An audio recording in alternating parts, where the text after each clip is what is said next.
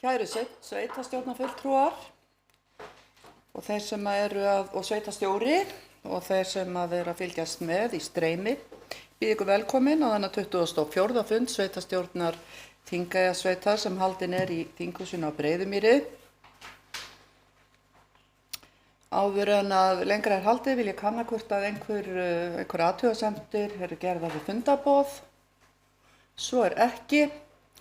Á dagskrá í dag eru 24 dagskrárliðir, en áður en við göngum til dagskrár þá óska ég eftir því að 4 dagskrárliðir eða 4 erindi verði tekin inn á dagskrá með afbrigðum. Í fyrsta lagi erindi frá fjárfestingafélagi Þingeyinga. Þeir sem samþykkja það vinsamlegast gefið merki og það samþykkt. Öðru lagi Tröllasteinn aðalfundarboð og þeir sem geta samþykkt það gefið mér merki, það samþykkt. Þriðja lagi umsagnarbeiðni rekstrarleyfi í gistiflokki 2 og þeir sem geta samþykkt að það verði tekið fyrir með afbrigðum gefið merki, það samþykkt. Og í 4. lagi aðalfundarboð frá menningarmiðstöð Þingeyinga. Og þeir sem geta samþykkt það gefið merki, það samþykkt.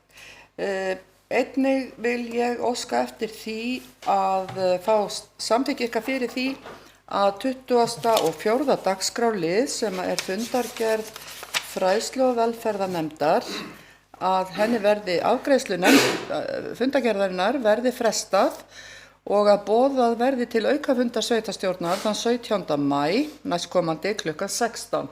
Það sem að fundargerðin ásamt hugsanlega fleiri málum verði afgreidd. Og þeir sem geta samþykkt það vinsamlegast gefið merki. Og það samþykkt samhljóða. Nú þá göngum við til dagskrár og fyrsta dagskrán í dag erindi skýrsla sveitarstjóra. Gjörðu svo vel, Ragnheiður Jóhanna.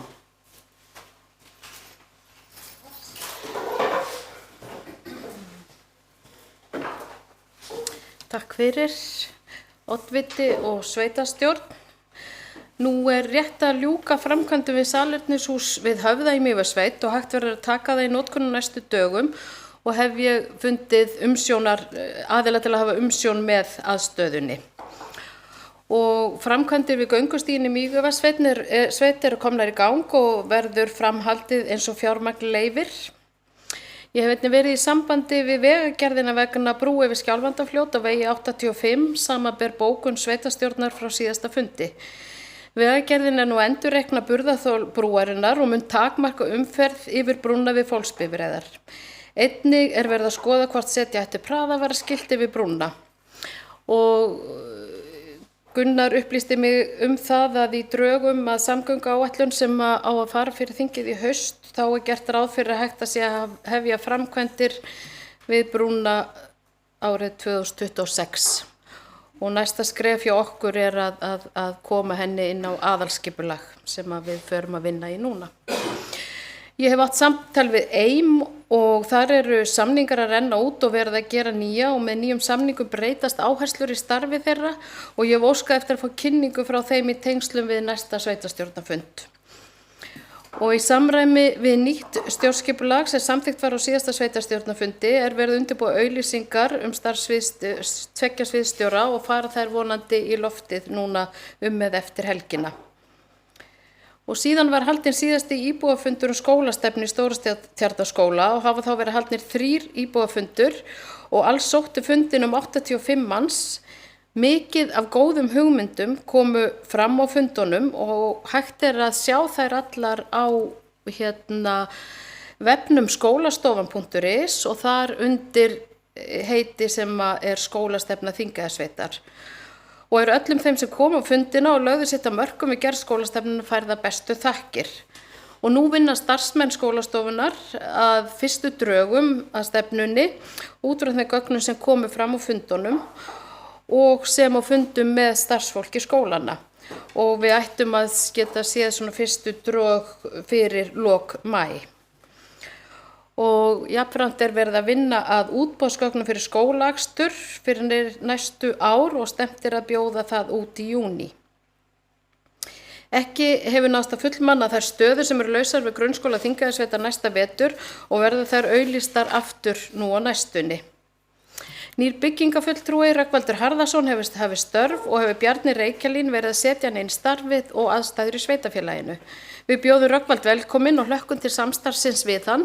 Jafnframt eru Bjarni Reykjalín færð þakkir fyrir hans störf í þágu sveitafélagsins, en hann hefur nú ekki alveg sett skilið við okkur og hefur tekið að sér verkefni fyrir okkur, það að gera tillögu að breytingum í leikskólanum Ýl í Reykjahlíð.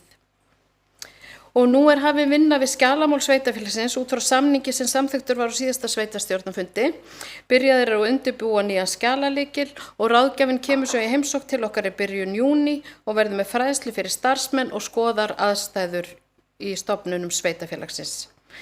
Einnig mannauðsráðgjafinn að byrja vinnu sína með því að yfirfæra þau gögn sem eru til og vinna verkáætlun og í kjölfarið verður sett niður dagsetning fyrir fyrstu heimsókn hans til okkar.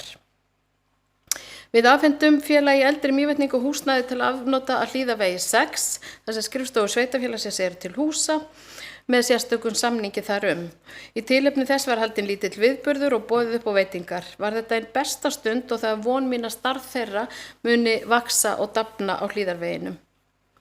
Svo komu fulltrúar Landsvirkjunar í heimsókn og fóru yfir starfsemi Landsvirkjunar í sveitafélaginu og fyrirhugaði framkvæmdir. Og þetta var svona gert til að kynna það fyrir mér sem nýjum sveitarstjóra því að ég vænti þess að þið þekkið allar þessar framkvæmdir og þá vinnu sem hefur farið fram í sveitafélaginu. Og áframhalda fundir vegna verkefnisins borga þegar hendir og við nú að skoða möguleika að ráða sumarstarfsmann til að vinna það verkefni áfram. Ég satt fyrir minn fyrsta stjórnarfund hjá SSNE og liggur fundargerð þess fundar fyrir fundinum í dag. Þar kom meðal annars til fundar starfsmenn SSNE, Kristín Helga og Smári Jónas ásamt Karli Karlssyni og Kötlu Eiríksdóttir og kynntu stöðu undirbúnings við stofnun Líforkuvers í Eyjafirði og Karl Karlsson hefur verið að funda með sveitafélögum vegna þessa og eigum við oddviti fund með honum í næstu viku. Við vorum svo 3 sem sátum aðalfund héraðsnefndar Þingeyinga þar sem meðal annars var rætt framtíð nefndarinnar og verkefnin sem hún sinnir. Ég fór svo í ánægjulega heimsókn í framhaldsskólanum á Laugum og fekk kynning á starfsemi hans og þakka góðar móttökur sem ég fekk þar. Og ég og oddviti sátum síðan fundum stöðu byggingar hjúkrunarheimilis á Húsavík. Ég satt orkufund 2023 þar sem Samtök orkusveitafélaga héldu nú í vikunni þar sem meðal annars var fjallað orkuiðnað og sveitafélögin og hvort það sé kostur fyrir sveitafélög. Allir fyrirlestrar sem voru á þessum fundi eru aðgengilegir á heimasíðu orkusveitafélag, orkusveitafélag.is og það er mjög áhugavert að hlusta á þessa fyrirlestra marga hverja. Ég átti svo fund með Guðrúnu Tryggvadóttir þar sem hún kynnti fyrir mér starfsemi Huldu, náttúru hugvísindaseturs sem sveitafélagið hefur samþykkt styrk til þeirra til 3 ára. Starfshópur húsnæði stjórnsýslunnar fundaði 2 og skilar af sér tillögu hér í dag. Auk þess hef ég setið allar nokkra minni fundi, fengið fjölmörg símtöl og heimsóknir. Og svo hef ég farið í nokkrar heimsóknir sem kom fram hér áðan. Og svo eins og venjulega þessi daglegu verkefni, bæði sem að tengjast bara rekstri sveitafélagsins og sameiningunni sem að taka alltaf talsverðan tíma. Og þetta svona það helsta frá síðasta sveitastjórnarfundi. Takk fyrir.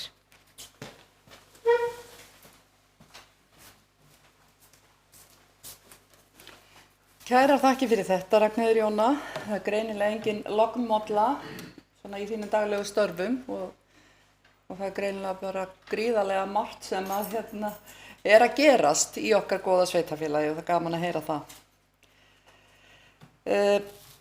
Næsti liður á dagskrá, það er annar liður og það er samþykkt stjórn og fundarsköp sameinaðs sveitafélags Þingeyjarsveitar, afsakið. Í kjölfar ákvörðunar frá síðasta fundi sveitarstjórnar þar sem ákveðið var sveitarstjórn samþykkti að gera þær breytingar að það verður sett á laggirnar byggðarráð að þá er verið að vinna að breytingum á samþykktum sveitarfélagsins og einnig eru gerðar breytingar til samræmis við nýjar leiðbeiningar frá ráðuneytinu En helstu breytingarnar eru sem sagt í kafla 5 byggðaráð, í kafla 6 fjallskilanefndir og síðan líka í kafla 6 útvistun verkefna. En að öðru leyti held ég að ég geti sagt að breytingarnar snúast að mestu leyti þessar nýju leiðbeiningar frá ráðuneytinu og eru ekki neinar grundvallar breytingar þannig. En er einhver sem vill taka til máls undir þessum lið? Svo er ekki.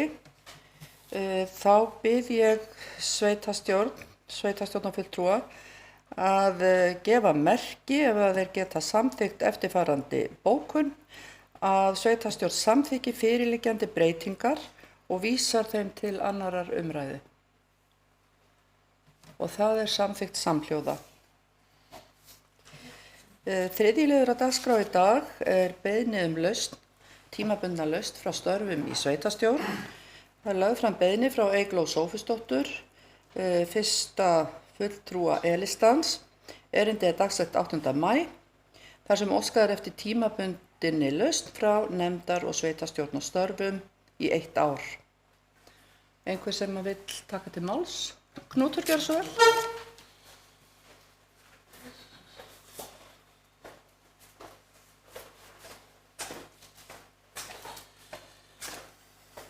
Oddviti, sveitarstjórnarfulltrúar. Ég hef fullan skilning á beiðni Eyglóar sem hún gerir samkvæmt heimild í 30. grein sveitarstjórnarlaga. Þó að réttur til þátttöku sé tilgreindur í 33. grein og sveitarstjórnarmaður á rétt á fjarveru starfi meðal annars, þá er þungi starfsins áhvílandi ef fólk er í mikilvægum stöðum og það er erfitt að þetta tekur tíma og svona mér til upplýsingar þá las ég niðurstöðu könnunar reynslu og viðhorf bæjar- og sveitarstjórnarfulltrúa. Það kemur fram að mikill meirihluti býður sig fram af áhuga á stjórnsýslu sveitarfélagsins og finnur til samfélagslegra skyldu að gera það, en það kemur líka fram að meðaltíminn í þessa vinnu er kringum 50 tímar á mánuði og jafnvel meira en helmingur fulltrúa viðurkennir að hafa að eiga á einhverjum tíma erfitt með að sinna þessu vegna annarra starfa. Þetta er ekki nýtt í sjálfu sér og en markmið okkar kannski hlýtur að vera að vinna áfram að einföldun og skipulagningu bæði fyrir kjörna fulltrúa og eins með starfsfólk sveitarfélagsins. Og þess vegna er þessi vinna hjá okkur varðandi til dæmis heimasíðu og rafrænan aðgang að stjórnsýslunni mikilvæg. Við erum í þeirri vegferð að auka birtingar gagna með fundargerðum og bæta heimasíðu og þurfum svo að passa okkur að skipuleggja til dæmis tímasetningar útboða og þýmslikt til að einmitt að létta þetta álag eins og við mögulega getum. Svo er annað mál sem við megum taka til okkar kannski bara almennt í öllu samfélaginu, hvort sem það hér eða annar staðar. Við þurfum að miða því að virkja umræðu hefð sem víða meðal íbúa í samtökum og félagasamtökum. Við þurfum að halda fram að búa til vettvang til að jákvæður uppbyggilegri samskipti. Og þátttökufundir íbúanda og notenda sem hafa verið haldnir í tengslu við vinnu skólastefnu sýnir hvað tæknin er megnuð til að ná fram skoðunum fólks og þetta er eitthvað sem við þurfum að nýta meira okkur til hagsbóta og til að létta okkur vinnuna og það er ekki eingöngu, þetta á ekki að vera knúið á sveitarstjórn, þetta heyrir undir okkur öll. Takk.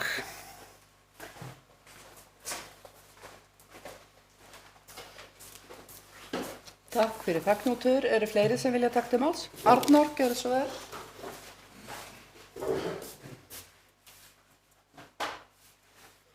Oddviti, já, ég tek undir með Knúti að ég hef fullan skilning á því að þetta er tímafrekt og gengur nærri fólki og allar rannsóknir sýna það því miður að það eru fyrst og fremst ungar konur sem hverfa úr starfi á sviði sveitarstjórna.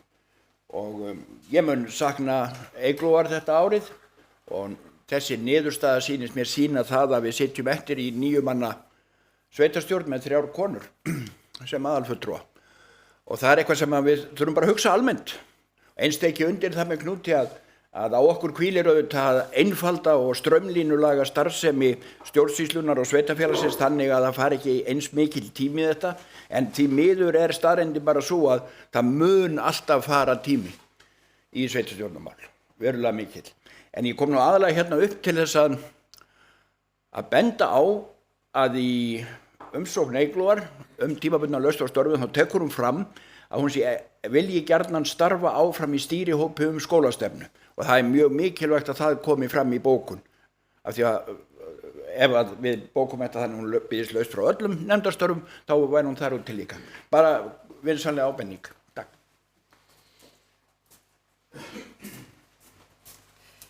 Takk fyrir þessa brýningu Arnór, þetta einmitt eins og segir bara mjög mikilvægt af því að Eygló tekur þetta sérstaklega fram að hún býður sig fram í að klára þessa vinnu í stýrihópi skólamál og við kunnum henni bestu þakkir fyrir það og ég tek undir með þeim báðum að ég mun sakna Eyglóar virkilega úr sveitarstjórnar samstarfinu og hennar skynsemis raddar þar. En þeir sem að geta þrátt fyrir söknuðinn geta samþykkt beiðni Eyglóar tímabundna lausn frá sveitarstjórnarstörfum í 1 ár og nefndum á vegum sveitarfélagsins. Tímabundna lausn frá nefndum nema starfshópi skólastefnu. Vinsamlega gefið mér merki það. Og það samþykkt samhljóða. 4. liður á dagskrá og það beiðni launalaust leyfi. Það lagt fram erindi hér dagsett 27. apríl frá Hjördísi Sigríði Albertsdóttur þar sem hún óskar eftir launalausu leyfi frá 1. ágúst 23 til 31. desember 23 og nú Hjördís skólastjóri Reykjahlíðarskóla en hefur verið í fæðingarorlofi síðast liðið ár. Þannig að hún óska eftir launalausu leyfi út árið. Einhverjir sem vilja taka til máls hér?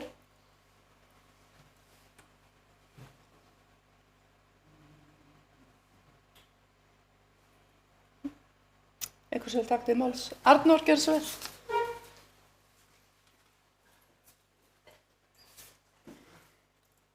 Já, þetta þessu mál bara svipuð meði oddviti. Þetta svipað mál eins og við vorum að fjalla í síðasta lið. En það kannski í samhengi við þetta rétt að við felum sveitarstjóra og verkefnisstjóra fjölskyldusviðs að koma með tillögu af arftaka fyrir Hjördísi þetta tímabil sem hún yrði í launalausu leyfi og leggja það fyrir aukafund sveitarstjórnar sem þú varst að tala í innganginum Gerður 17. maí. Bara svo við færum það til bókar. Takk.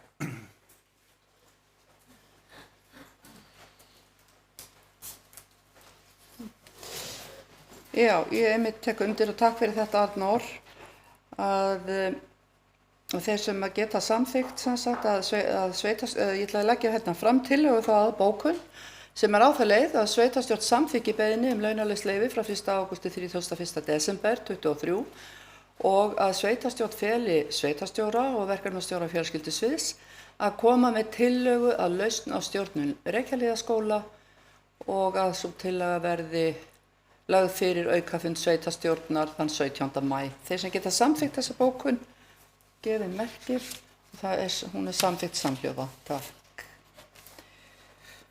Dagskrárliður númer 5. Það beiðni viðræður vegna lóðar við Illugastaði.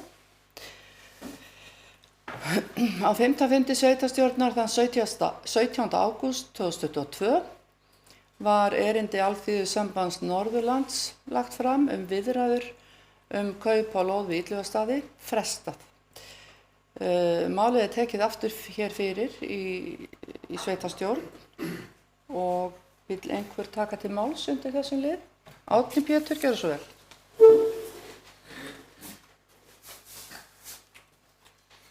Já, oddviti, ég held að þetta sé auðvitað alltaf gott að fá svona fyrirspurnir.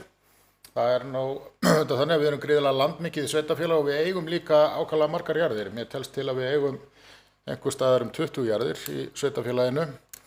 Þarna verið að fjalla lóð sem að þeir hafa áhuga því að kaupa á okkur. Það náttúrulega bara alltaf gott að hitta menn og vita hvað þið vilja segja en hins vegar að þá hefur það svo sem ekkert verið á stefnuskrá okkar að selja lóðir nema það séu þá skipulaðar og til þess. Þannig að þessi skynsamlegt bara eiga við á samræður og sjá hvað þeir vilja. Takk.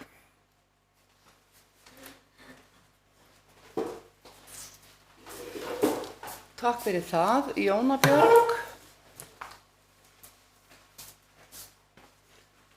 Já, takk Oddviti. Og ég vil bara taka undir með Árna Pétri og jafnframt að minna á að sveitarstjórn markaði sér þá stefnu að ég held ég á 7. fundi að ef til þess kæmi að ætti að selja eignir sveitarfélags að það yrði þá auglýstar.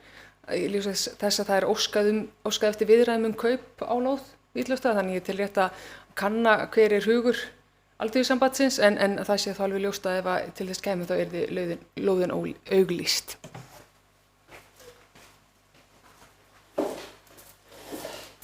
Takk Jóna. Já, þá eru fleiri sem vilja taka til máls, svo er ekki. Tillaga að bókun. Við þessum dagskrárlið væri að sveitarstjórn feli sveitarstjóra að kanna fyrirætlanir Alþýðusambands Norðurlands og varðandi lóðina og þeir sem geta samþykkt það að sveitarstjóra verði falið það, vinsamlegast gefið merki. Og það er samþykkt samhljóða. 7. liður á dagskrá í dag, það er seinni umræða nýjar siðareglur, endurskoðaðar og nýjar siðareglur kjörinna fulltrúa, Þingeyjarsveitar, kjörtímabili 2022 til 2026. Vill einhver taka til máls undir þessum dagskrárlið? Knútur, gjörðu svo vel.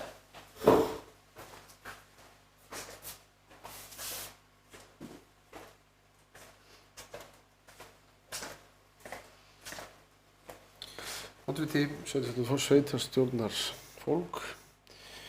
Þetta er sjálf sér bara byggt á rauninni 24. og 25. grein sveitarstjórnarlaga og skylt að setja svona bara því ágætasta mál og helsta gagnsemi til að þessu skjali er að okkur er gert að undirrita það upp á í kjörtímabils og þá getum við kannski rætt út hvernig við ætlum að hafa okkur helst sem best.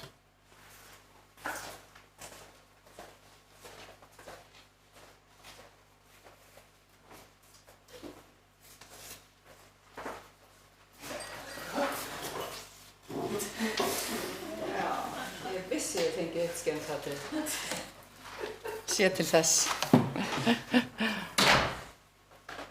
Takk fyrir þetta Knútur. Og þetta er hárrétt að þetta eru öllum sveitarstjórnum ber að endurskoða og setja sér siðareglur.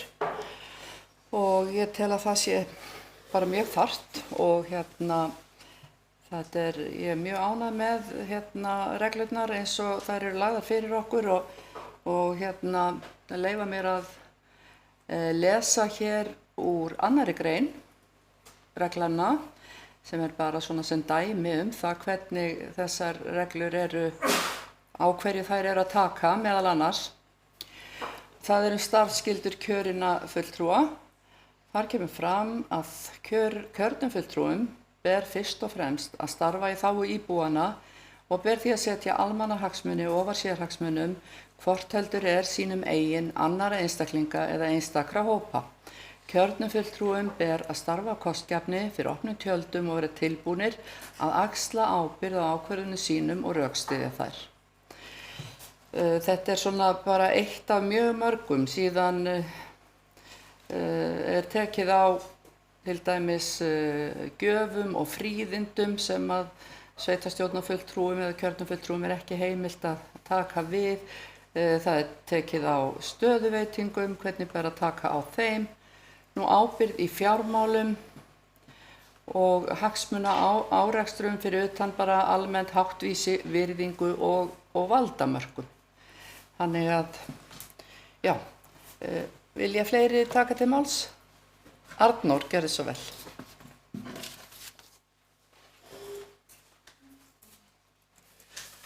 Já, takk fyrir það. Bara aðeins í framhaldi af þessari umræðu þá eru siðareglunar þess eðlis að þær eru ólíkar öðrum reglum að því leytinu til að þetta er ekki bara einhverja reglur sem okkur ber að setja samkvæmt lögum, heldur hef ég upplifað og ég hef tekið þátt í því að beita slíkum siðareglum.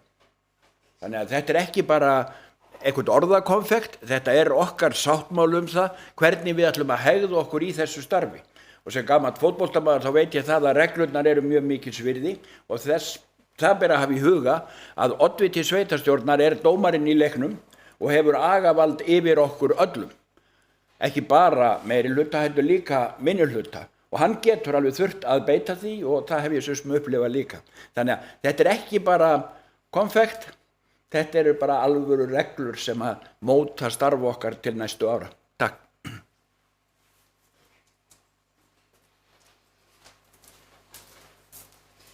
Takk fyrir það. Eru fleiri sem vilja taka til máls? Svo er ekki. Þeir sem geta samþykkt framlagðar siðareglur í annarri umræðu, siðareglur kjörinna fulltrúa 2022 til 26 vinsamlegast gefið merki. Og það er samþykkt samhljóða. Dagskrárliður númer 7. Það er bygging 60 rýma hjúkrunarheimilis á Húsavík. Gögn málsins eru einmitt trúnaðarmál. Það er lagður fram tölvupóstur frá Norðurþingi vegna kostnaðarskiptingar við byggingu hjúkrunarheimilis á Húsavík og gögn málsins, eins og ég sagði áðan, eru bundin trúnaði þessu stigi málsins. Eru einhverjir sem vilja kveða sér hljóðs undir þessu lið? Það er Ragnhildur, gjörðu svo vel.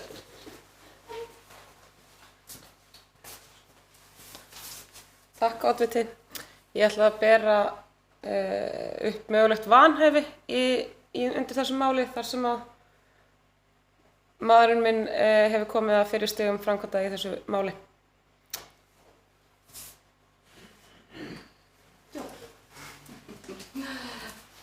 Takk fyrir þetta, Ragnhildur. Þeir sem að telja Ragnhildi vanhæfa í þessu máli að fjalla þennan lið vinsamlegast gefið merki. Það gefur engin merki. Þeir sem að telja Ragnhildi ekki vanhæfa vinsamlegast gefið merki. Og sveitarstjórn er einhuga í því að Ragnhildur sé ekki vanhæf til þess að fjalla málið á þessu stigi.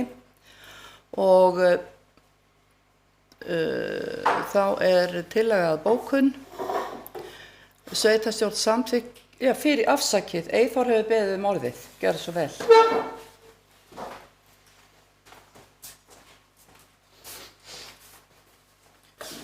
Oddviti, sveitarstjórnar fulltrúar og áhorfendur, þar sem við erum hérna að ræða trúnaðargögn, þá legg ég til að við lokum fundi á meðan afgreiðslu málsins stendur.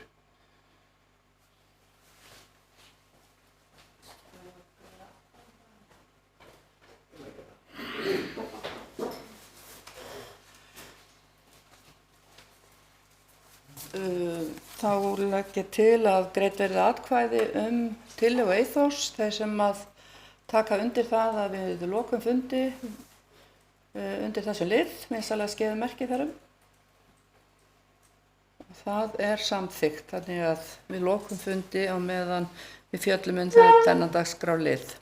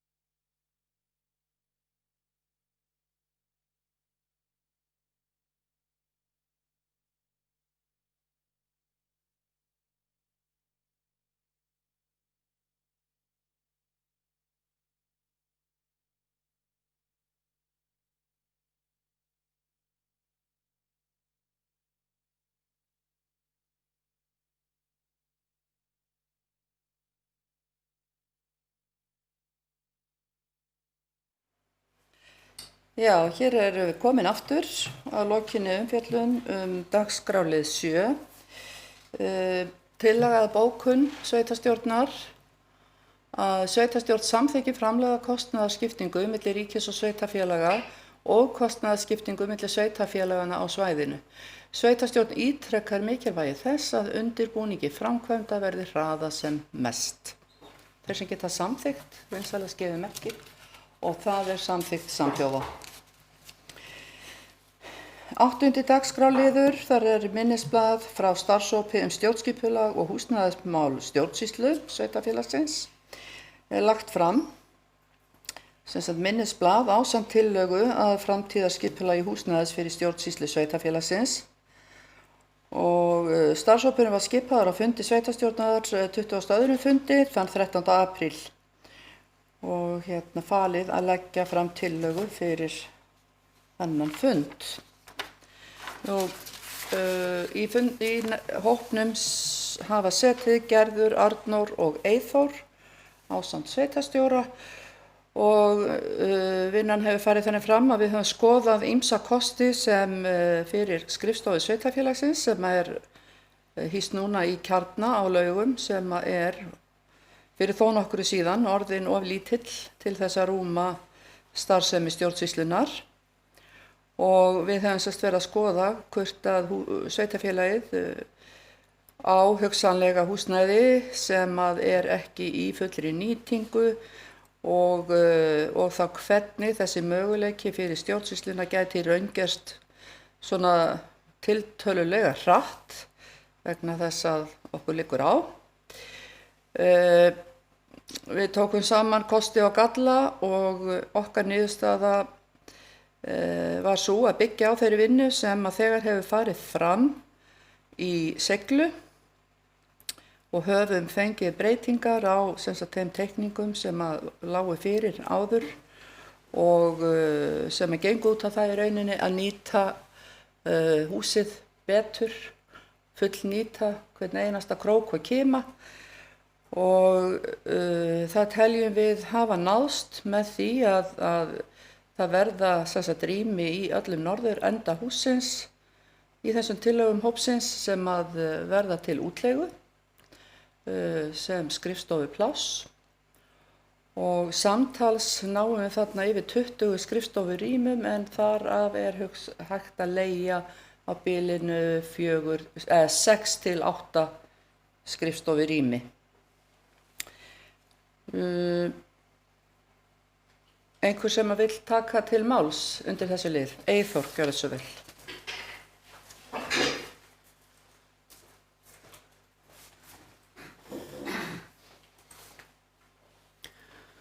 Oddviti, ég nú búinn að sitja í þessum starfshóp og búinn að fara vel og skoða þetta og ég tel að það sé rétt að skoða þetta betur með að færa stjórnsýsluna úr Kjarna yfir í Seiglu og byggja það upp sem skrifstofu húsnæði og ég tel að það sé mjög mikilvægt að við náum góðri nýtingu á því húsnæði og með möguleika á útleigu skrifstofurýma og ég vona að við fáum við náum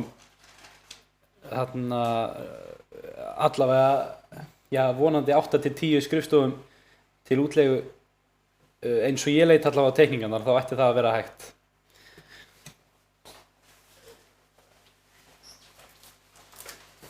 Takk Eyþór. Eru fleiri sem vilja taka til máls? Arnór, gjörðu svo vel.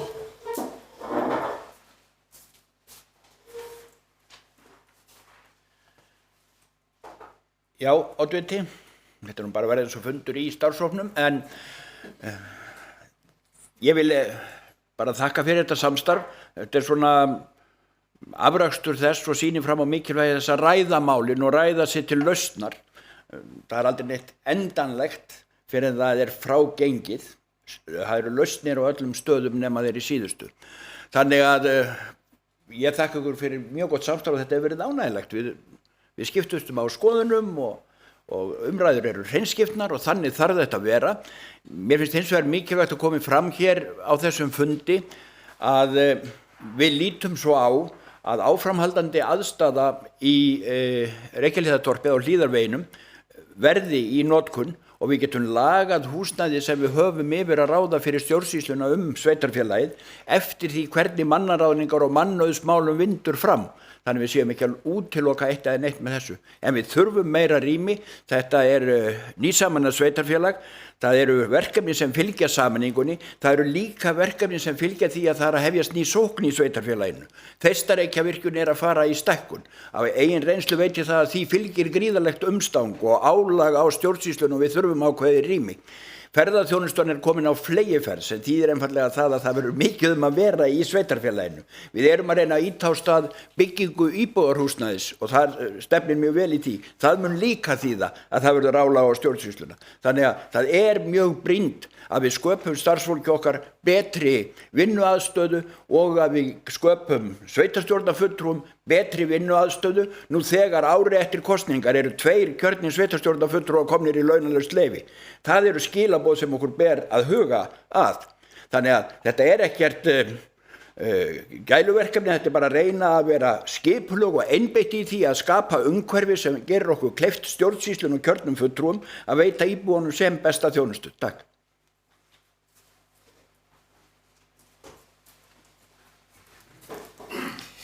Takk fyrir það, Arnór. Eru fleiri? Knútur, gerðu svo vel.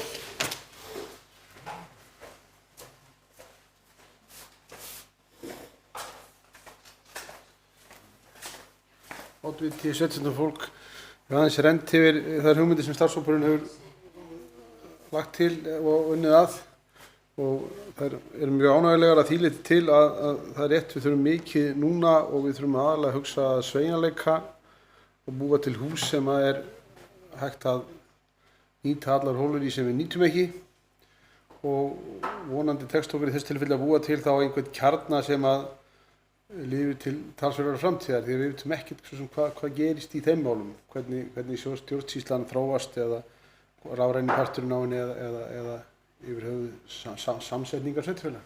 Það bara ef við getum unnið þetta þannig að fjárfesting okkar nýtist vel og sé svona í sjáanlegri framtíð getur orðið þarna einhver vinnustaður sem að jafnvel verður meira heldur sveitarstjórnarskrifstofa.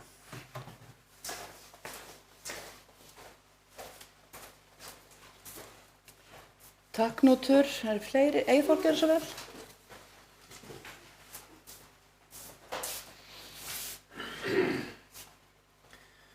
Oddviti, ég ætlaði bara að taka undir með Arnóri að ég tel að það sé mjög mikilvægt að við bjóðum starfsmönnum sveitarfélagsins upp á að það sé möguleiki að vinna vinnuna sína úr Mývatnssveit og ég vil bara ítreka það, en einnig þá vil ég bara ítreka það, ég tel á þessum tímapunkti að þetta sé besta leiðin að fara með skrifstofuna úr Kjarna í Seiglu og hlakka til að sjá kostnaðarmat og hvernig það kemur út, að þetta allt háð því.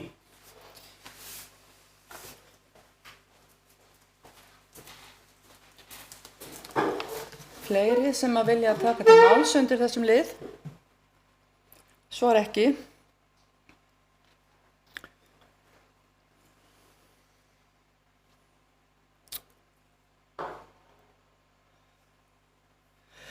Þá legg ég til eftirfarandi bókun.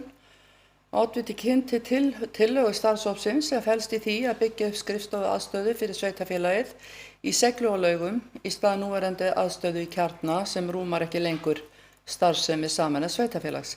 Í þessari vinnu var ekki fjallað breytingar á fyrirkomulagi skrifstofu sveitarfélagsins á Hlíðavegi 6 í Reykjahlíð. Og þessi geta samþykkt þessa bókun, vinsamlega skeiðmerki, og hún samþykkt samhljóða. Takk fyrir það. Þá erum komin að 10. lið á dagskráni í dag, 9. lið. Og það áfangaskýrsla frá starfshópi úrgangsmál. Á 16. fundi sveitarstjórnar þann 19. janúar síðastliðinn var skipaður 3 manna starfshópur úrgangsmál. Lögðu fram til kynningar áfangaskýrsla hópsins. En hópni var meðal annars falið að endurskoða samning við núverandi þjónustuaðila og endurskoða vinna að nýrri gjaldskrá. Starfshópurinn leggur til að gerður verði viðaukasamningur við núverandi þjónustuaðila á meðan að undirbúningi á útboði stendur og leggur til að farið verði í útboð vorið 2024.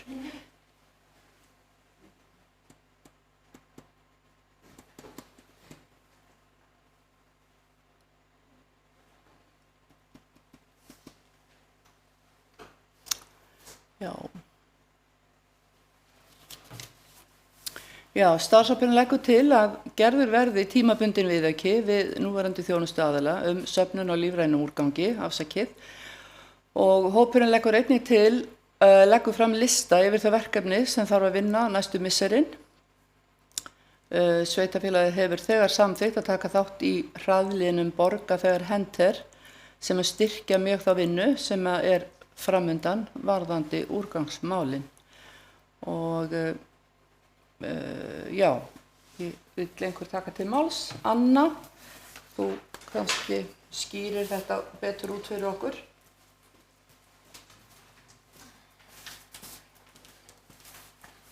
Já, takk Oddviti. Starfshópur úrgangsmál var skipað 19. janúar síðastliðinn og í honum sitja auk mín Guðrún Tryggvadóttir og Jóna Björg Hlöðversdóttir. Og eins og fram kom hjá Gerði þá er í bókum sveitarstjórnar skipan starfshópsins að hópurinn ætti að vinna að endurskoðun samnings við þjónustuaðila, gerð nýrrar gjaldskrár og undirbúa kynningarefni fyrir íbúa á nýju fyrirkomulagi úrgangsmála. Jafnframt kom fram að hópurinn ætti að skila áfangaskýrslu verkefni 25. apríl en hún er aðeins á sunnaferðinni og er hér lögð fram í dag til kynningar fyrir sveitarstjórn. Við í hópnum erum búin að eiga marga góða fundi og reynda að kynna okkur forsendur sem best en það hefur ekki reynst auðvelt að ná góðri yfirsýn við málið til að fara meðal annars í gerð nýrrar gjaldskrár. Okkur hefur skort upplýsingar til að geta lagt fram gjaldskrá í samræmi við lög þar sem gjöld skuli vera í samræmi við raunkostnað en gögn sem eru til staðar ekki nógu lýsandi til að deila niður gjöldum á íbúa. Í samræmi við bókun umhverfisnefndar frá 1. desember síðastliðnum þá hafa verið unnin drög að viðauka við núverandi þjónustuaðila og er það mál í ferli innan stjórnsýslunar og í þeim viðauka kemur fram söfnun lífræns úrgangs. En undirbúningur kynningarefnis fyrir íbúa nýtt fyrirkomulag sorpmála býður það til þessi viðauki hefur verið staðfestur. Og sveitarstjórn hefur nú samþykkt að taka þátt í Borga þegar hent hraðli sem mun styrkja mjög þá vinnu sem þarf að leysa varðandi úrgangsmál í sveitarfélaginu. Og ef sumarstarfsmaður fæst til verkefnisins þá verða komnar góðar upplýsingar síðsumars þar sem hægt verður að tengja sorpílát við álagningarkerfi Húsnæðis- og Mannvirkjastofnunar og halda verkefninu áfram.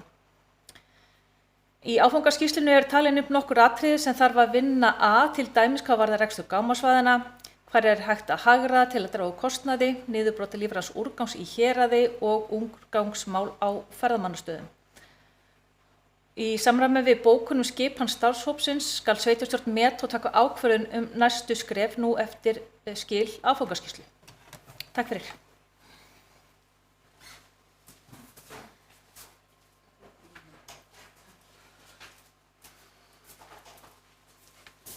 Takk fyrir þetta, Anna. Eru fleiri sem vilja taka til máls? Og svo er ekki.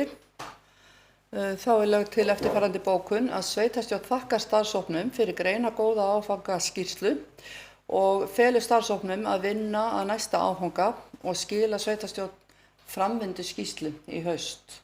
Og þeir sem geta samþykkt þetta vinsamlegast gefið merki. Það er samþykkt samhljóða. 10. liður á dagskrá í dag. Það eru lagðar fram tillögur að byggðamerki fyrir hina nýju Þingeyjarsveit frá Effekt Þórhalli Kristjánssyni. Lagðar fram 2 áhugaverðar tillögur. Einhverjir sem vilja taka til máls undir þessum lið? Árni Pétur, gjörðu svo vel. Já, sveitarstjóri ágætt að sveitarstjórnarfólk. Þetta voru mjög skemmtilegar tillögur sem að lagðar voru fram, en það komu bara 2 og það er sem sagt byggðu hvor á annari. Þetta er mjög minimalist og ég myndi gjarna vilja sjá frekari útfærslu á þessu, þannig við höfum úr aðeins meira móða við val okkar. Takk fyrir.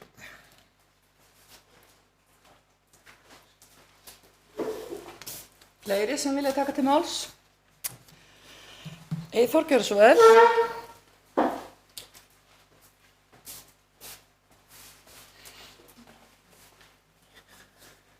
Oddviti, ég bara tek undir með Árna að mér finnst vanta eitthvað aðeins í þessi merki og vil bara endilega það sé unnið áfram að þessum tillögum og þetta sé gert aðeins betra.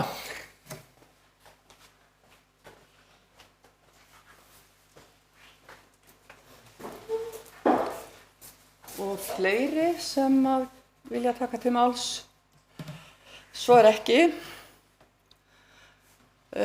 Tillaga að bókun hér væri þá að sveitarstjórn felur sveitarstjóra að láta vinna tillögurnar áfram og kynna á næsta fundi.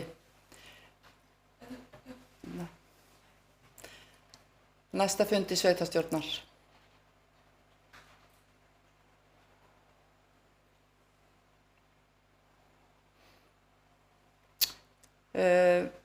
Aðeins kannski ef ég fer aðeins tilbaka, viljum við láta útfæra báðar tillögurnar eða bara aðra þeirra? Það hefur heyrst svona á ykkur að þið viljið frekar skoða tillögu 2 en þurfum þá ekki að greiða atkvæði það hvora tillöguna við viljum setja í frekari útfærslu. Er það ekki? Gerum við það ekki bara? Þeir sem að vilja láta vinna áfram tillögu númer 1 vinsamlegast gefið merki. Það enginn sem að kýs það. Þeir sem vilja láta vinna tillögu númer 2 áfram og kynna á næsta fundi vinsamlegast gefið merki það. Og það samhljóða samþykkt að það tillaga númer 2 sem að verður þá sett í áframhaldandi vinnslu. Og sveitarstjóra falið að koma henni áleiðis. 11. liður á dagskrá í dag. Það lagt fram erindi frá Vilhjálmi Sigurðssyni fyrir hönd Hótel Laxár, þar sem hann óskar eftir að taka Skjólbrekku á leigu sumarið 2024 og tekur fram að leigan miðast við nýtingu í hádegi. Orðið laust ef einhver vil taka til máls. Ragnhildur, gjörðu svo vel.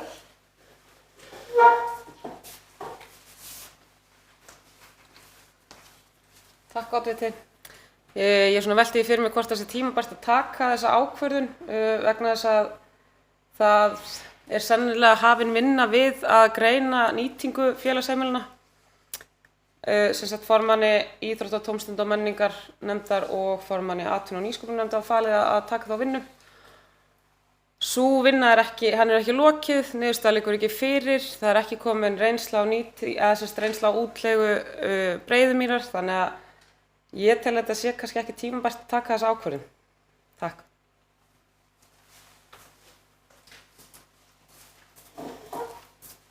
Takk, Ragnhildur. Eru fleiri sem vilja taka til máls? Arnór, gjörðu svo vel.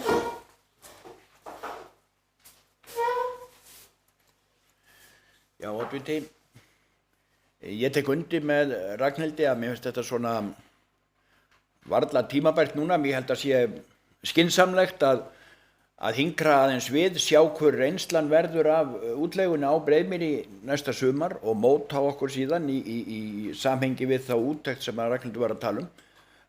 Stefnum það hvernig við viljum gera þetta ef við viljum halda áfram leigu. Það er hægt að fara til dæmis þá leið að efna til útboðs ákveðið húsnæði ef við viljum leigja það. Við þurfum ekkert endilega bara að auglýsa það til leigu. Þannig við þurfum aðeins bara að skoða þennan markað. Við erum að dansa þarna á samkeppnismarkaðssvæði sem við þurfum að vanda okkur rosalega vel í. Þannig mér finnst bara góð stjórnsýsla að fresta málinu aðeins, meta reynsluna eftir sumarið í sumar og taka svo stefnuna. Þó ég skilji alveg að viðkomandi rekstraraðili vilji gjarna fá svar sem fyrst. Takk.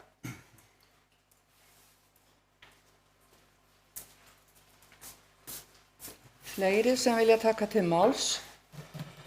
Og svo ekki.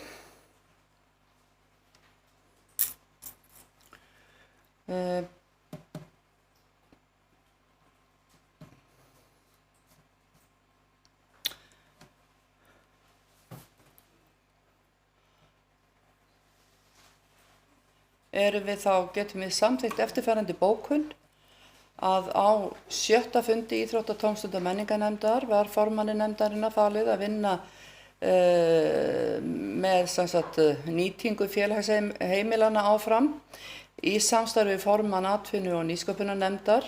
Afurð þeirra vinnu og reynsla útleigu félagsheimilisins á Breiðumýri sumarið 2023 verður metið af sveitarstjórn á haustdögum og afgreiðslu þessa erindis frestað þar til lokið verður vinnu málefni félagsheimilanna og reynsla útleigu Breiðumýrar liggur fyrir.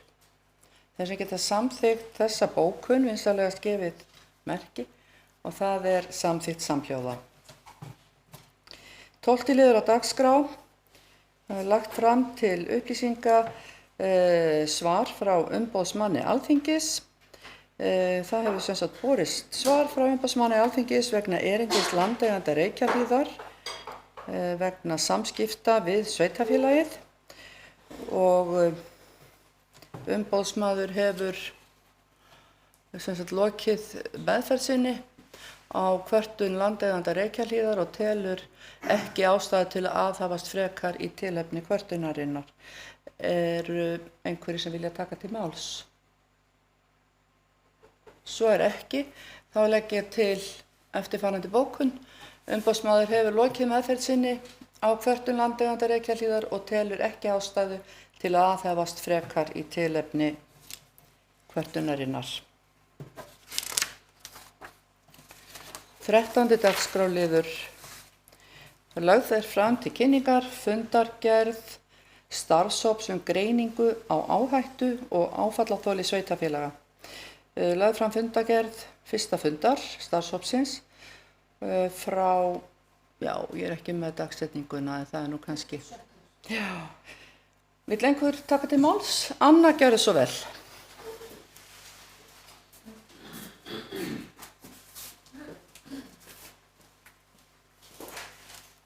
Já, takk Oddviti.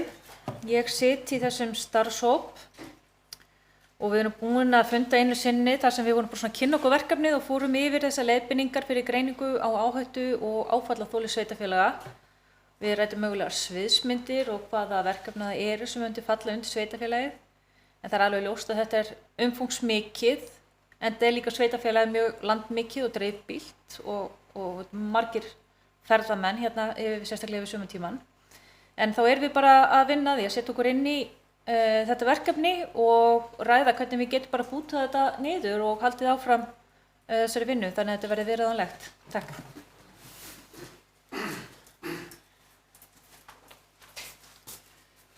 Takk Anna, eru fleiri sem vilja taka til máls? Svo ekki. Og erindið hér, fundargerðin hér lagð fram til kynningar. 14. liður á dagskrá þar lögð fram tillaga að samþykkt hunda- og kattahald í Þingeyjarsveit. Einhver sem vilja taka til máls? Anna, gjörðu svo vel.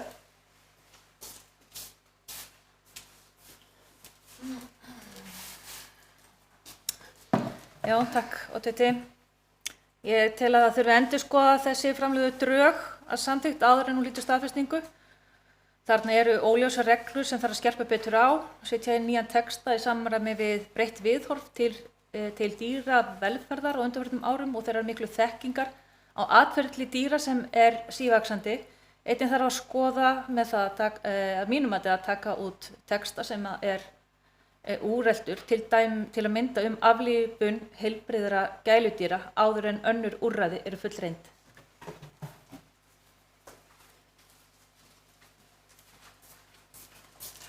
Takk Anna. Eyþór hefur kveðið sér mál, gjörðu svo vel.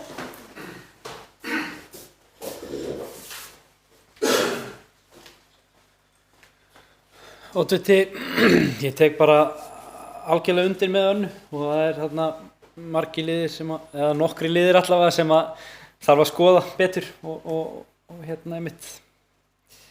Ég bara algjörlega sammála Önnu þarna.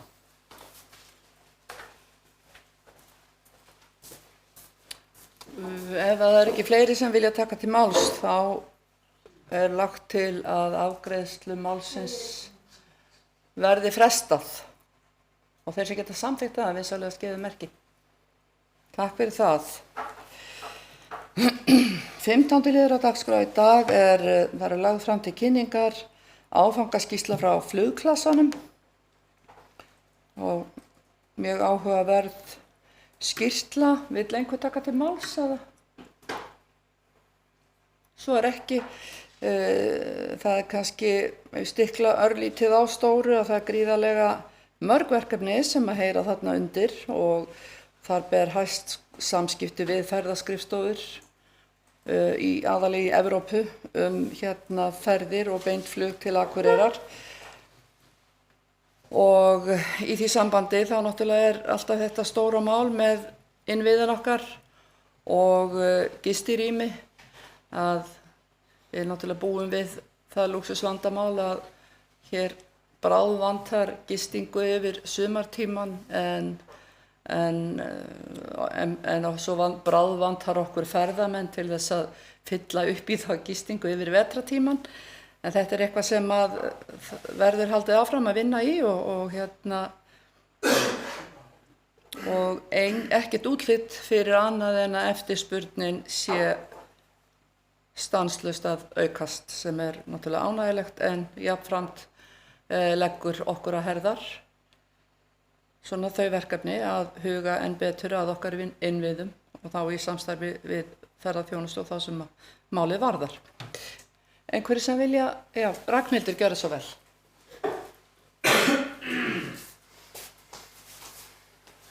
Takk oddviti, ég tek undir með þér, þetta er góð skýrsla og gott að lesa þetta og ýmislegt annað sem er ánægilegt en við verðum líka kannski að reyna að leggja áherslu á það að vetrarferðamennska þarf að fá hér meira vægi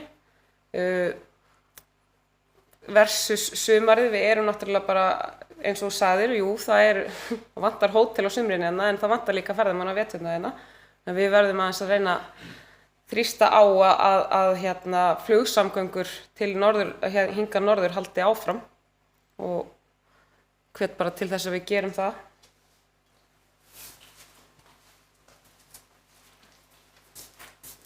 Takk Ragnhildur. Eru fleiri sem vilja taka til máls? Svo er ekki. Þetta erindi er hér með lagt fram til kynningar.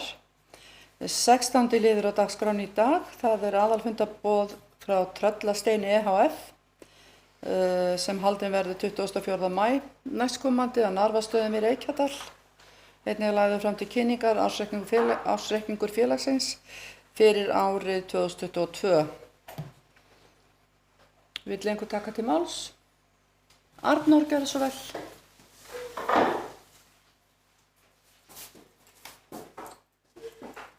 Já, oddviti, mér finnst rétt að í tengslum við þetta aðalfundarboð þá tökum við umræðu fulltrúa sveitarfélagsins í stjórn Tröllasteins og að við felum sveitarstjóra að leita eftir því við þá sem að nú sitja í stjórninni hvort þeir eru tilbúnir til áframhaldandi stjórnarsetu eða ekki.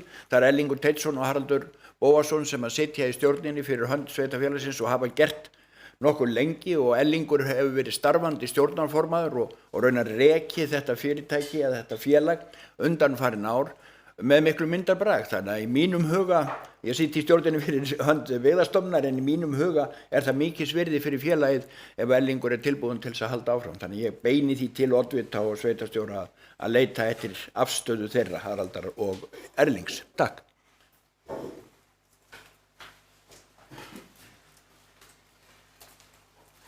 Takk Arnór. Eru fleiri sem vilja taka til máls? Svo er ekki. Þá er lögð til eftirfarandi bókun að sveitarstjórn felur sveitarstjóra að fara með umboð sveitarfélagsins á fundinum.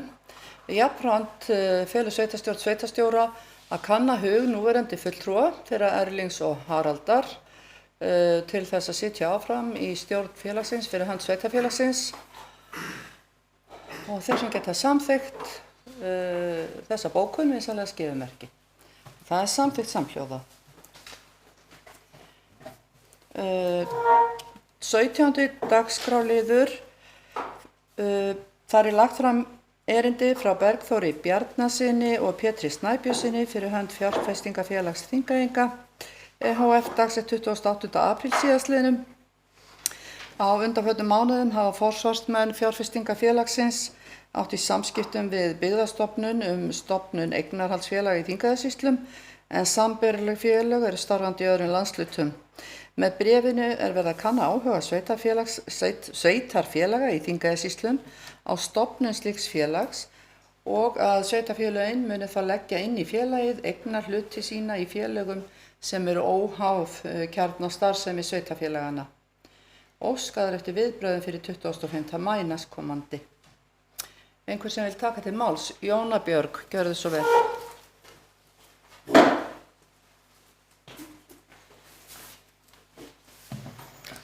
Já, oddviti, þetta mál er nú ekki alveg kannski nýtt á dagskrá sveitarstjórnar en þetta var fjallað þetta að minnsta kosti tvívegis í sveitarstjórn gömlu Þingeyjarsveitar og ég held að sé rétt að rifja þess upp þess að erindi sem höfðu áður borist og þegar að þessu máli var unnið og þetta kom fyrst inn á dagskrá gömlu Þingeyjarsveitar var í árið 2020 og þá var verið að kanna hug sveitarfélag með þessum sama hættu og hluthafa í gamla atvinnuþróunarfélagi Þingeyinga sem var sameinað við Eyþing og atvinnuþróunarfélag Eyjafjarðar áramótin 2019-20. Þá var farið þess að leit við að ákveðnir þættir sem voru skildir eftir í gamla atvinnuþróunarfélagi Þingeyinga yrðu unnið með þá áfram og hluthafar spurðir hvaða hug þeir hefðu. Þingeyjarsveit var frekar skýr á sínum tíma og lýsti við það hefði ekki áhuga. Jafnframt var hluthöfum boðið upp á ef þeir hefði ekki áhuga þá getur þeir verið keyptir út og Þingeyjarsveit óskaði jafnframt eftir því að vera keypt út úr félaginu ef til stofnunar þess kæmi. Það gerist ekki heldur barst nýtt erindi þar sem var aftur óskað eftir að sveitarfélagið lýsti yfir áhuga og tæki þátt í félagi. Sveitarfélagið svaraði á sama veg og vísaði í fyrri bókun. Ég legg til að sveitarfélagið Þingeyjarsveit sem er nú sameinað sveitarfélag gerir bókun í dag og lýsi ekki yfir áhuga á að taka þátt í þessu samstarfi.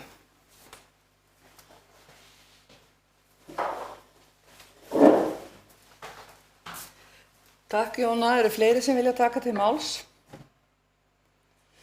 Svo er ekki, þá vil ég taka undir orð Jónu Björgar og leggja til eftirfarandi bókun að sveitarstjórn Þingeyjarsveitar hefur ekki áhuga á þátttöku í fjárfestingafélagi Þingeyinga.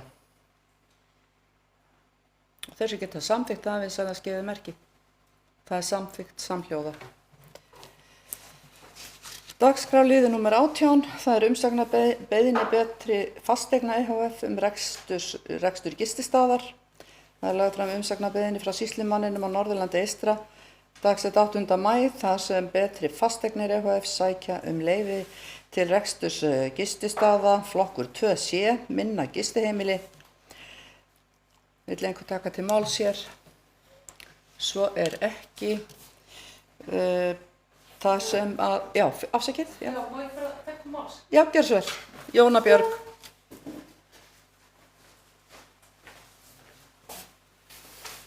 Já, oddviti, takk. Sko, hvað ég var síðan að biðja orðið.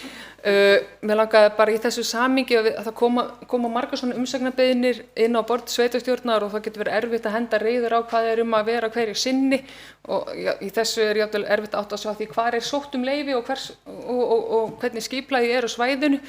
Í ljósi þess tel ég rétt að við frestum afgreiðslu þessa máls og skoðum jafnframt hvernig afgreiðslu svona umsagnarbeiðna er háttað. Hvort að það sé rétt að kanna það hvort að svona umsögnum sé beint í annan farveg en í umfjöllun sveitarstjórnar.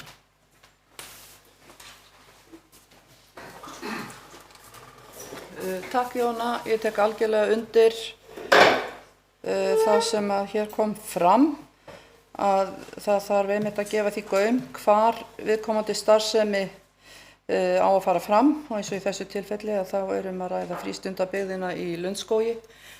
En eru fleiri sem að vilja, já, Knútur, gjörðu svo vel.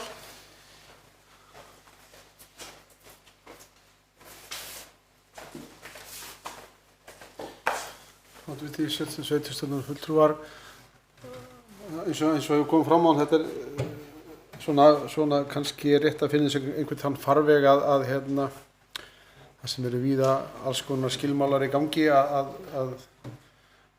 mála þessu tagi fari einhvern hring hjá skipulagsfulltrúa til staðfestingar og því að það sé engir annmarkar í skipulagsskilmálum sem að geta haft áhrif á þetta. Svona, það kannski rétt að, já, einmitt að greina, það myndi auðveld okkur aðeins ef það væru greina betri upplýsingar með þessu.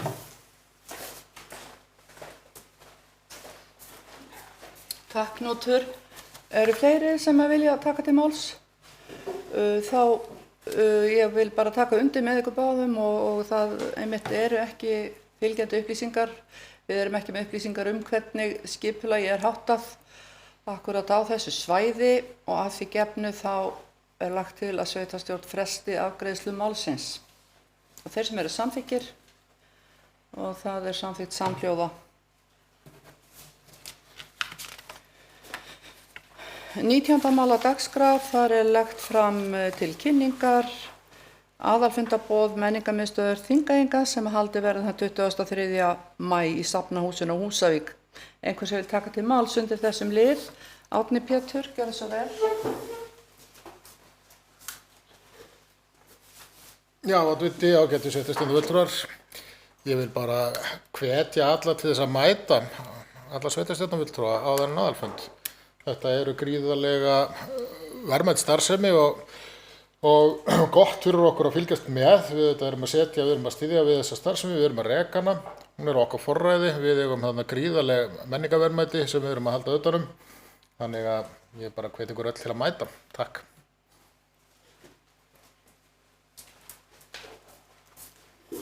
Takk, Árni.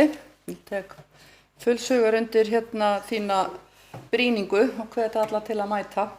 En eru fleiri sem að vilja kveða sér máls? Svo er ekki, þá erindið hér með að fundarboði lagt fram til kynningar. 20. dagskrárliður fyrirspurn varðandi tónleikahald í Höfða í Mývatnssveit og lögðu fram fyrirspurn frá Erni Elíasi Guðmundssyni, eða Múkisson, þar sem hann óskar eftir heimild til að halda litla tónleika í Höfða í Mývatnssveit í júlí. Vill einhver taka til máls? Ragnhildur, gjörðu svo vel.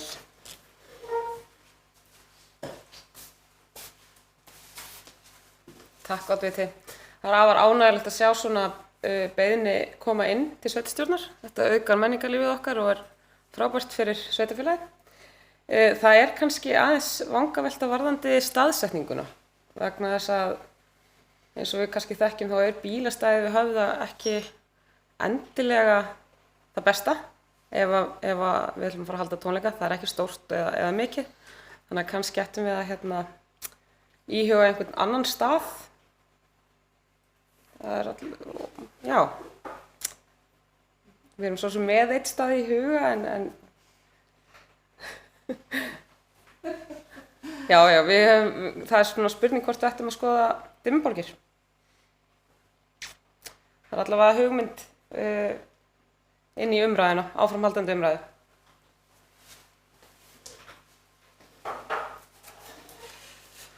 Já, takk Ragnhildur. Eru fleiri sem að vilja kveða sér máls undir þessum lið? Árni Pétur, gjörðu svo vel.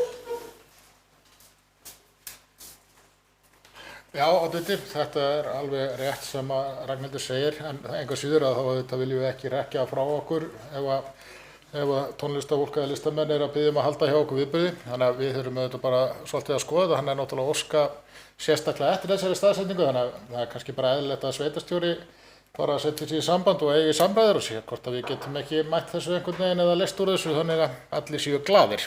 Takk fyrir.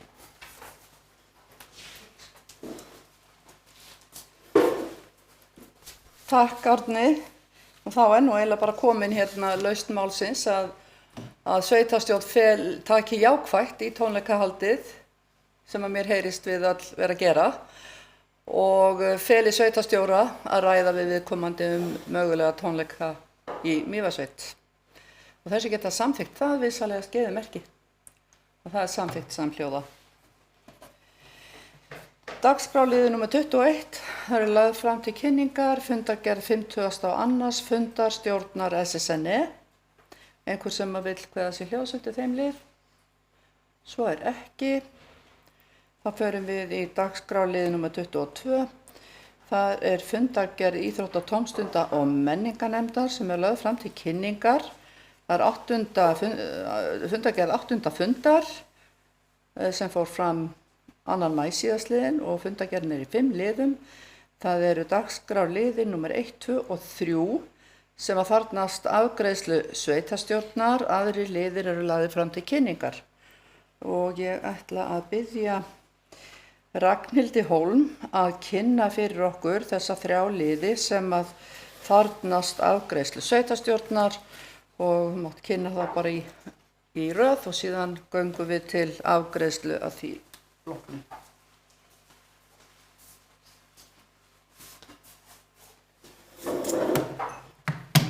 Takk Oddviti. Fyrsti liður erindi vegna vinnuskóla.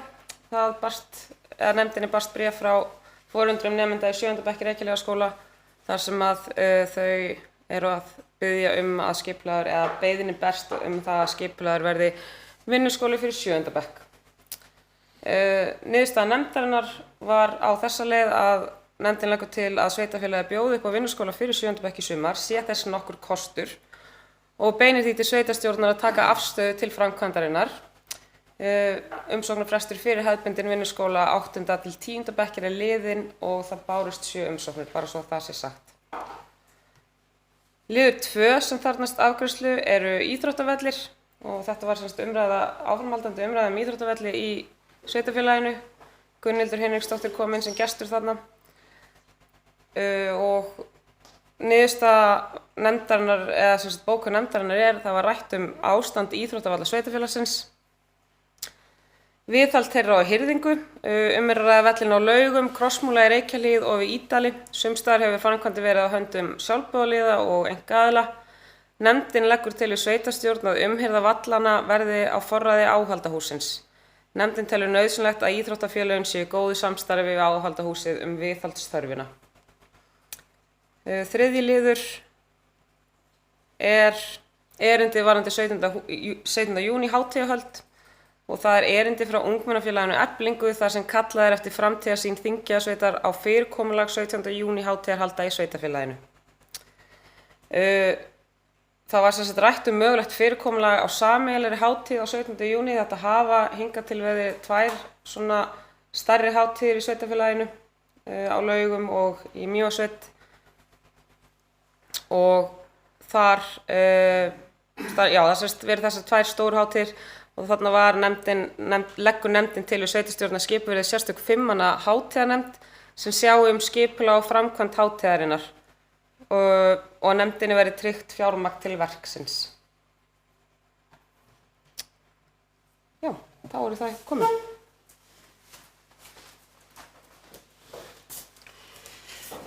Takk Ragnhildur. Þá tökum við fyrir fyrsta liðinn á dagskrá sem að krefst afgreiðslu sveitarstjórnar og varðar vinnuskólan. Einhver sem að vill taka til máls undir þeim lið? Svo ekki.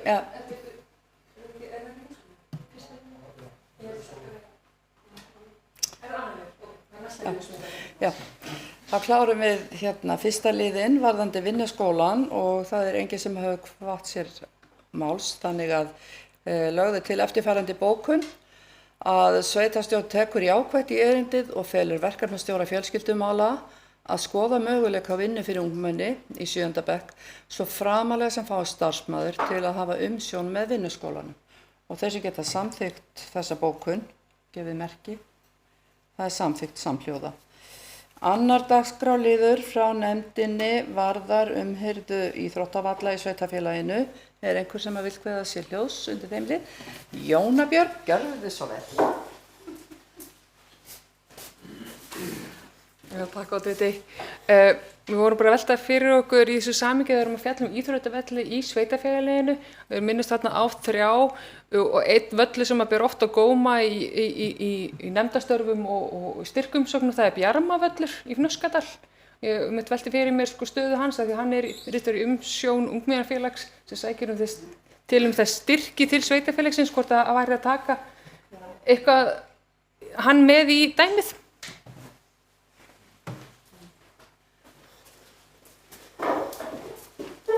Takk Jóna, Arnór hefur kveðið sér hljóðs, gjörðu svo vel.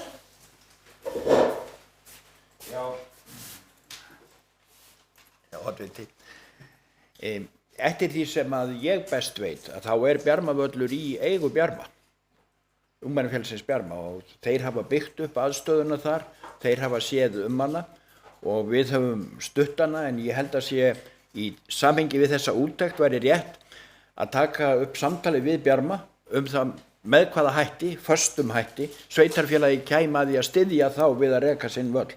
Þeir hafa lagt gríðarlega vinnu í völlin og svæði þar í kring og það er svona með skemmtilegustu samkomustöðum utandyra í sveitarfélaginu að verða. Takk.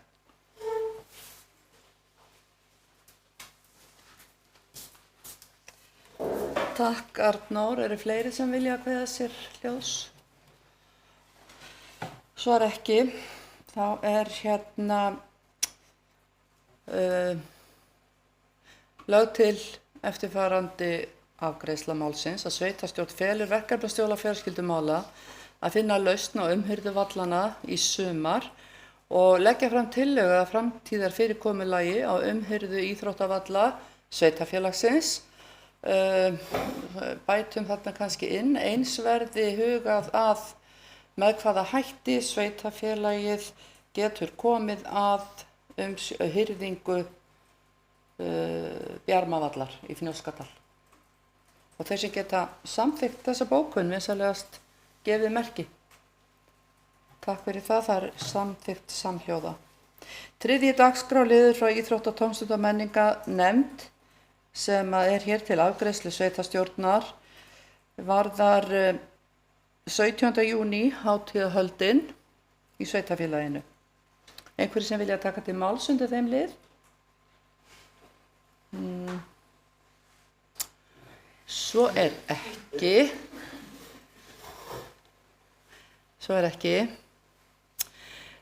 Þá er lögð til eftirfarandi bókun að sveitarstjórn leggur til að fyrirkomulagi hátíðahalda vegna 17. júní verði óbreytt í sveitarfélaginu þetta árið.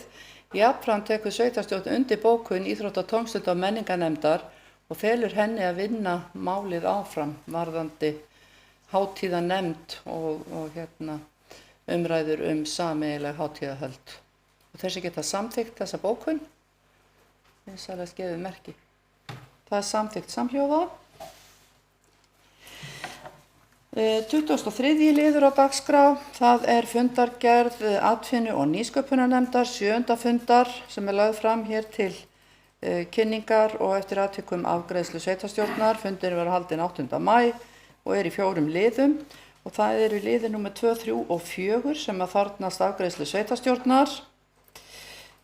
Nú er enginn hér á fulltrúi úr nefndinni, þannig að ég fer þá yfir þessa liði og byrja hér á liði nr. 2 og það er endurskoðun fjallskilasamþykktar sem er lögð hér fram til kynningar.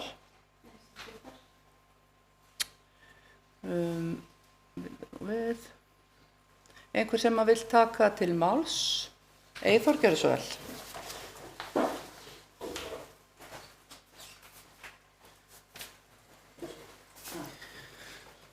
Oddviti,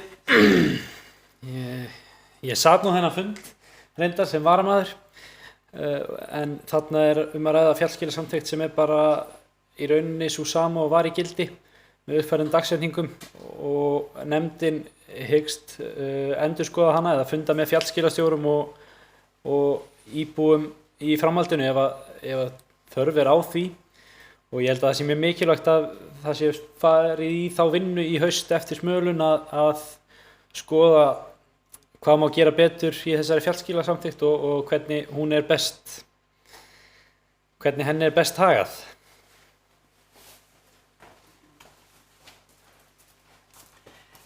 Takk Eyþór, eru fleiri sem að vilja taka til máls? Og þá vil ég leiðrétta mig þarna frá því upphafi. Ég sagði að fjallskila samþykkt væri lögð fram til kynningar en hún er hér lögð fram til afgreiðslu eða samþykktar. Þar að leiðandi þá legg ég til eftirfarandi bókun: Sveitarstjórn samþykki fyrirliggjandi drög að fjallskila samþykkt og felur sveitarstjóra að birta hana í stjórnartíðindum og á heimasíðu sveitarfélagsins. Þeir sem geta samþykkt þessa bókun gefið merki og hún er samþykkt samhljóða. Dagskrárliður 2 hjá Íþrótta-, tómstunda- og menningarnefnd. Númer 3, já, alveg rétt. Hvað segirðu? Þetta er atvinnu- og nýsköpunarnefnd. Já, afsakið. Dagskrárliður númer 3 hjá atvinnu- og nýsköpunarnefnd en ekki Íþrótta-, tómstunda- og menningar. Þar er lögð fram til samþykktar erindisbréf fjallskilastjóra Þingeyjarsveitar. Einhver sem vil taka til máls hér? Svo er ekki. Þá er lögð til eftirfarandi bókun: Sveitarstjórn samþykki fyrirliggjandi drög að erindisbréfi fjallskilastjóra Þingeyjarsveitar og felur sveitarstjóra að birta hana á heimasíðu sveitarfélagsins. Þessi geta samþykkt vinsamlega gefið merki og það er samþykkt samhljóða. 4. dagskrárliður fundar atvinnu- og nýsköpunarnefndar varðar samstarfsverkefni. Þar sem kemur fram í bókun nefndarinnar að atvinnu- og nýsköpunarnefnd tekur jákvætt í erindi Arctic Challenge matarmenningarviðburð í Þingeyjarsveit. Atvinnu- og nýsköpunarnefnd beinir erindinu til sveitarstjórnar. Nefndin telur að viðburður sem þessi sé góð kynning á hráefni úr Þingeyjarsveit og Arctic Challenge óskar eftir húsnæði til að halda viðburðinn og telur nefndin ídæli geta hentað í slíkan viðburð. Ef af samstarfi verður leggur nefndin það til að Mývatnsstofa verði fengin til að koma að verkefninu með kynningu og markaðssetningu og einnig telur nefndin mikilvægt að tilnefndur verði tengiliður vegna verkefnisins verði tekin ákvörðun þetta samstarf. Einhver sem vil taka til máls hér? Knútur, gjörðu svo vel.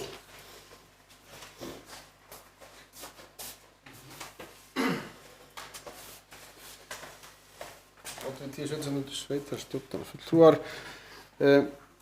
Nú er berlega sést alltaf betur og betur nauðsyn þess að birta, að við getum komið því á að birta gögn með fundargerðum. Arctic Challenge er fróðlegt og ef ég lesa þess á heimasíðunni hjá þeim þá er þetta félagasamtök sem eru gerð til að efla hugvit og ástríðu veitingamanna á Norðurlandi. Tilgangurinn að búa til grundvöll sem sameinar ástríðu og fagmennsku allra veitingastaða Akureyrar og einnig að þétta veitingageirana Akureyri saman.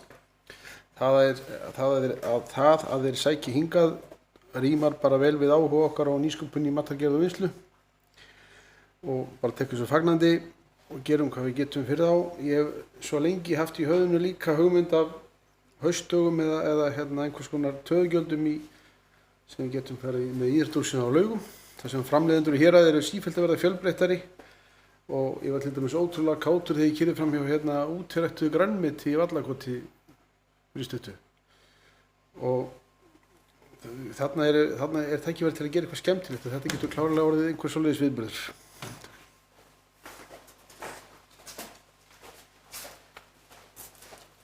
Takk Knútur, góðar hugmyndir. Fleiri, já, Arnór, gjörðu svo vel.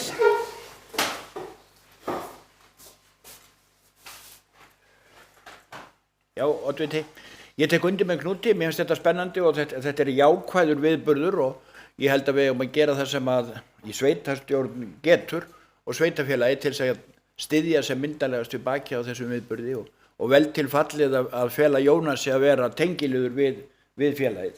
Einst ekki undir með Knúti að það væri mjög gaman að gera veglega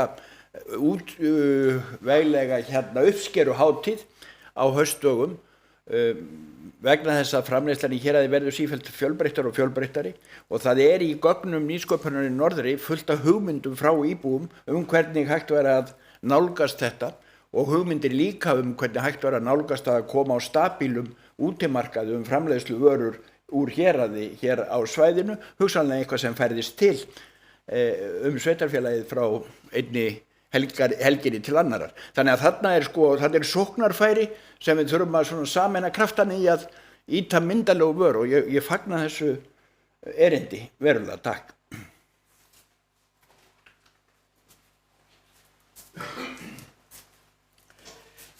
Takk Arnór. Eru fleiri sem að vilja taka til máls? Svo ekki. Þá legg ég til eftirfarandi bókun. Sveitarstjórn tekur jákvætt í erindið og felur Jónasi Þórólfssyni formanni atvinnu- og nýsköpunarnefndar að vera tengiliður við verkefnið og þá sem að því koma. Þeir sem að samþykkja, vinsamlega skeiði merki og það samþykkt samhljóða. Nú, þá dagskráin tæmd í dag og ég þakka fyrir góðan fund og segi fundi slitið.